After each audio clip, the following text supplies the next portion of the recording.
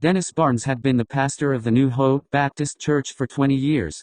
He was loved and respected by many of his congregation for his kind-hearted nature and his unwavering faith. He had helped countless people through difficult times and was always there to offer a listening ear or a shoulder to cry on. One day, Antonio Mayers, a former member of the church, walked into the building with a gun in his hand. He had fallen on hard times and had turned to a life of crime to make ends meet. He had heard that Pastor Barnes was holding a prayer meeting for troubled individuals and thought it would be a good opportunity for him to receive some help. When he arrived, he found the pastor in the middle of praying with a group of people. Dennis Barnes turned to face Antonio and immediately saw the desperation and pain in his eyes. He began to pray for him, asking for God's mercy and grace to help him find a way out of his situation. As the prayer came to an end, Antonio suddenly pulled out his gun and shot the pastor in the chest.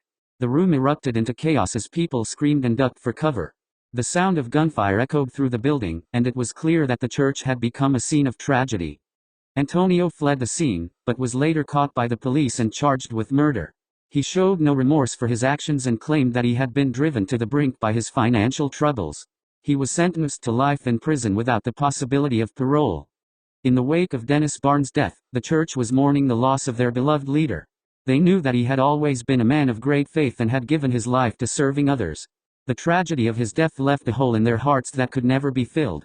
He was remembered fondly as a shining light in the community and a true example of what it meant to be a good Christian. As the years went by, people would continue to ask why such a terrible act had been committed against such a kind and loving man. But in the end, the only answer was that evil had found a way to enter the church and rob them of a good man. The memory of Pastor Dennis Barnes would always remain in the hearts of those who knew and loved him.